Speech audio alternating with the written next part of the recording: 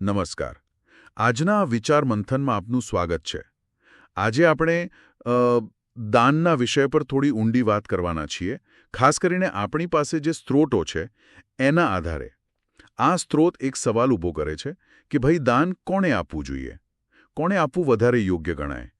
શું જેમને તાત્કાલિક જરૂર છે, ધારો કે કોઈ આદિવાસી વિસ્તારમાં એમને, કે પછી ધાર્મિક સંસ્થાઓને, મંદિરોને, દેરાસરોને, જ્યાં કદાચ આમ બહારથી જોઈએ તો એવી જરૂર ન દેખાય? હા, બરાબર છે.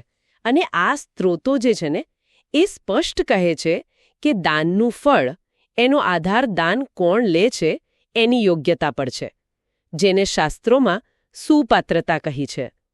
એમ મનાય છે કે જો સુપાત્ર વ્યક્તિ કે સંસ્થાને દાન આપ્યું હોય તો એનાથી અનેક કર્મોનો ક્ષય થાય છે. એટલે મુખ્ય વાત યોગ્યતાની જ છે, સુપાત્રતાની. દેખીતી જરૂરિયાત કરતાં પણ વધુ.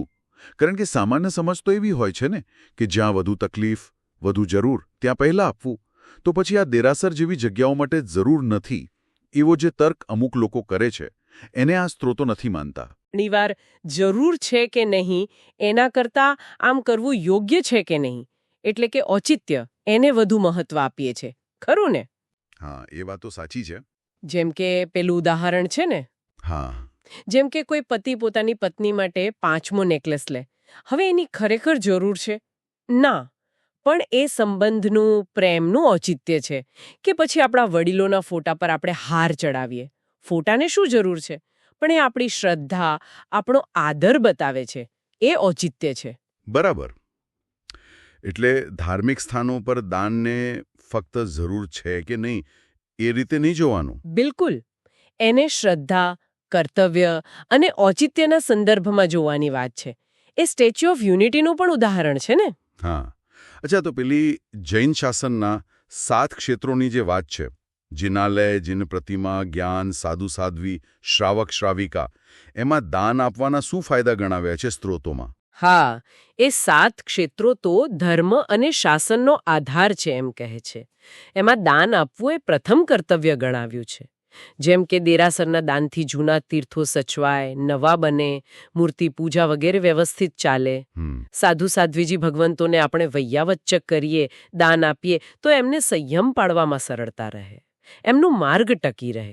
પછી જ્ઞાન ક્ષેત્રે દાન આપીએ તો ગ્રંથો છપાય, સચવાય, જ્ઞાનનો ફેલાવો થાય. અને શ્રાવક શ્રાવિકા? હા, કોઈ શ્રાવક શ્રાવિકા ધર્મ પાળવામાં તકલીફ અનુભવતા હોય, આર્થિક કે બીજી રીતે, તો એમને સ્થિર કરવા માટે મદદ કરવી.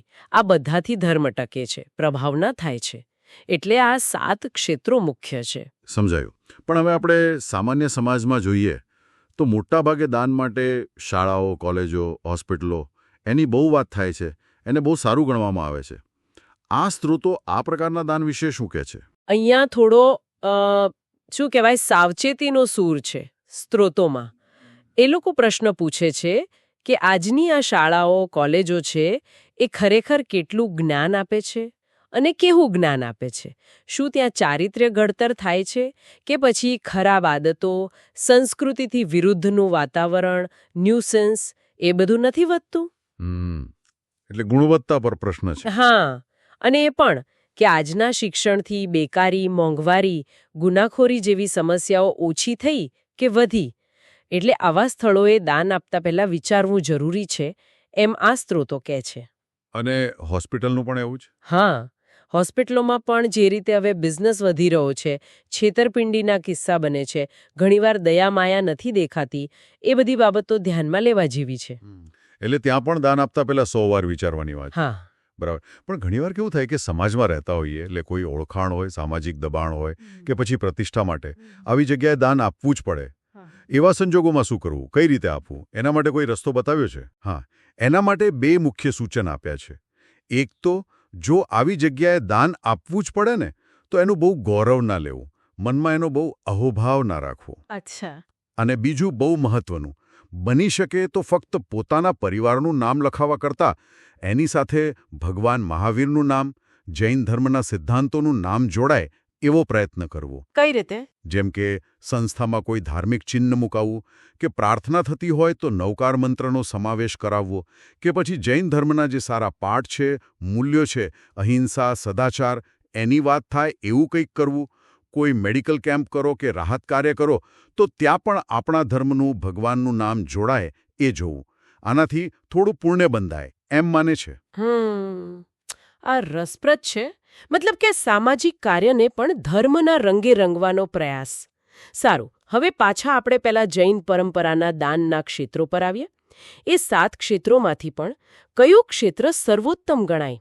ક્યાં દાન આપવાથી વધુ લાભ મળે એમ કહ્યું છે? એમાં સાધારણ ખાતુંને શ્રેષ્ઠ ગણાવ્યું છે. પણ અહીં સાધારણ એટલે ઓર્ડિનરી નહીં સમજવાનું. અચ્છા, તો શું? સાધારણ એટલે કોમન, સર્વસામાન્ય. મતલબ કે આ ખાતામાં જે દાન આવે ને એ સંઘની જરૂરિયાત પ્રમાણે પેલા 7 ક્ષેત્રોમાંથી ગમે ત્યાં વાપરી શકાય. એટલે ફ્લેક્સિબલ છે એમ. હા, બિલકુલ.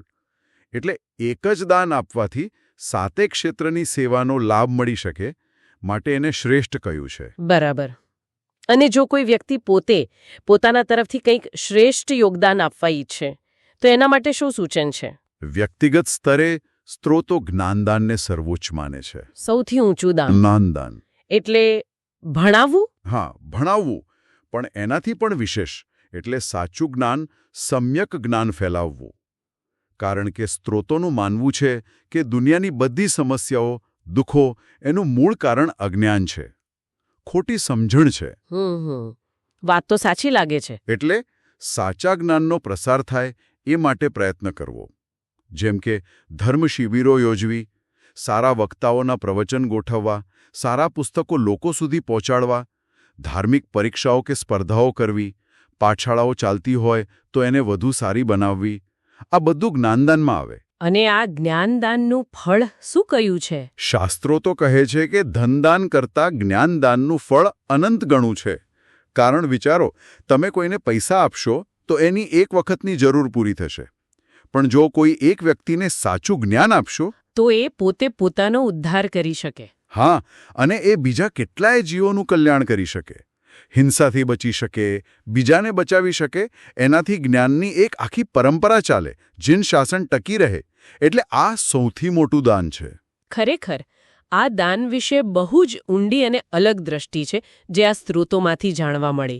સારાંશમાં કહીએ તો દાન ક્યાં આપવું, કોને આપવું અને કયા ભાવથી આપવું, આ બધું વિચારવું બહુ જરૂરી છે. સુપાત્રતા એટલે કે યોગ્યતા, પછી ઔચિત્ય અને દાનની ખરેખરી અસર શું થાય છે, આ મુદ્દાઓ પર ધ્યાન આપવું જોઈએ એમ આ સ્ત્રોતો કહે છે. બરાબર. અને છેલ્લે એક વિચાર જે આ બધી ચર્ચા પછી મનમાં આવે છે, જો જ્ઞાનદાન ખરેખર સર્વોત્તમ છે અને એ વ્યક્તિ, સમાજ અને આખા શાસનના ઉત્કર્ષનું મૂળ છે, તો પછી આપણે પોતે આ જ્ઞાનના પ્રસારમાં શું ભાગ ભજવી શકીએ? આપણે શું કરી શકીએ? આ પ્રશ્ન દરેક જણે પોતાની જાતને પૂછવા જેવો છે. અને હા, એ યાદ રાખવું કે આ બધું જ્ઞાન આપણને જીનશાસન પાસેથી મળ્યું છે, એનો વિનય રાખવો એમ પણ સ્ત્રોતો કહે છે. ખૂબ સરસ. આભાર.